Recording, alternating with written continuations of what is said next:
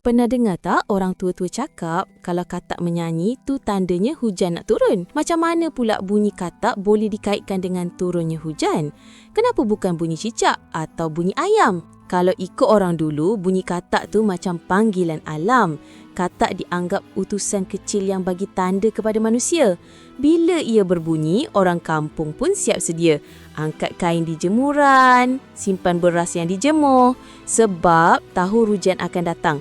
Bahkan dalam budaya masyarakat agraria dulu di Thailand dan Laos, ada buat ritual pesta katak bila kemarau.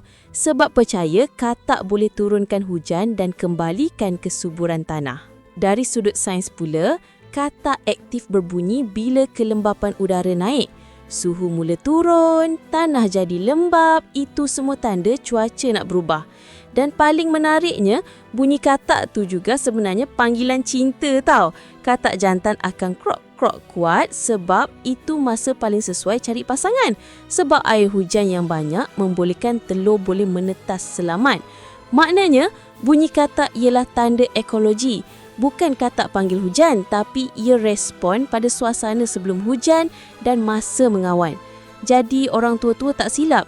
Mereka tafsir alam ikut pengalaman hidup. Hebat orang dulu guna katak je untuk ramalan cuaca. Tapi itulah tak boleh tidur kalau sekali dah berbunyi. Itulah ramalan cuaca paling original dan scene cinta paling natural kalah filem Hindustan. So, korang kalau dengar katak tengah berbunyi tu, anggap je lah diorang tengah berbincang masa depan ya.